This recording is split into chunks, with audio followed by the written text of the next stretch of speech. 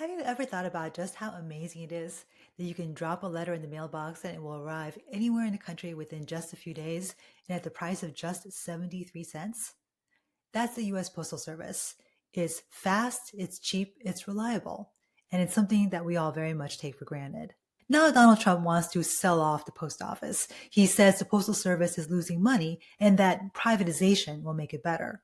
As usual, he's wrong. First, let's start with a little bit of history. What's now the American Postal Service was actually established by the British Crown to help the colonies communicate with each other. From the British point of view, that worked a little bit too well. As it turned out, that early postal network was vital to the success of the American Revolution. Colonies used the mails to coordinate their resistance and share news. This function was so vital, in fact, that the founders enshrined the post office in the Constitution.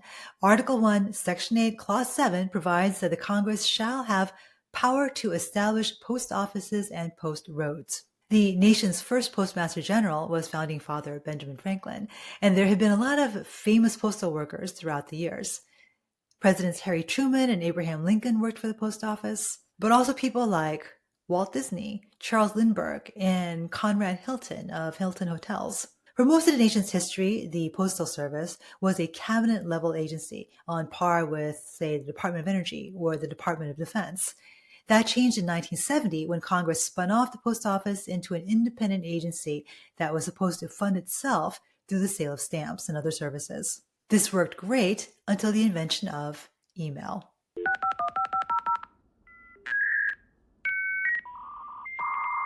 You've got mail.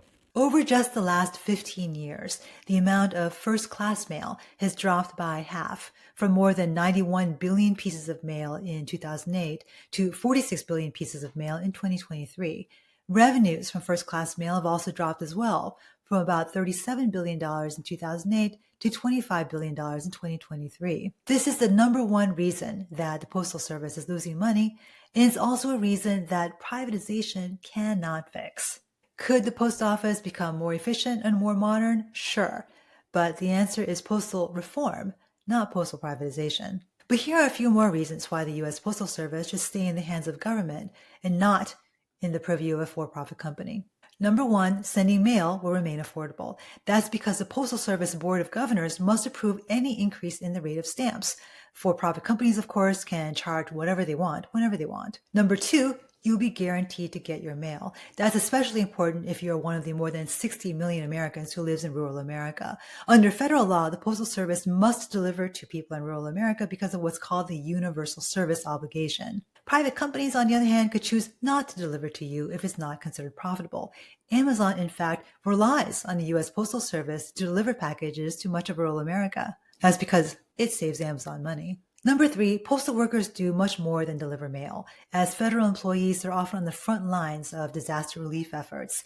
They transport and distribute medicines. They identify survivors in need of help. Postal workers also safeguard national security by monitoring the mail for threats like bombs or biohazards like anthrax. They also work with law enforcement to find contraband like illegal drugs, pornography, and scams. During the COVID pandemic, postal workers were considered essential workers. They delivered medicines, masks, and COVID tests along with countless packages while the rest of us were on lockdown. More than 200 Postal Service workers died from COVID as a result of workplace-related exposures. Private companies, however, are not obligated to do any of these public services. And number four, an awful lot of incredibly important documents go through the mail. Your tax return, your passport, your driver's license and birth certificates, credit cards. And if you vote by mail, your ballot. In 2024, the Postal Service processed more than 99 million mail-in ballots. All of these documents are far too important to put into the hands of a private company, especially one that might be chosen by Donald Trump. And given Trump's many lies about election fraud in 2020, the integrity of the election system must remain accountable to the public and not wind up in private hands. The U.S. Postal Service has been a vital part of American history even before its founding. It's far too important to sell off to a private for-profit company. We need to keep it in the public trust. I'm Ann Kim, and thanks for watching. Don't forget to share, like, and subscribe.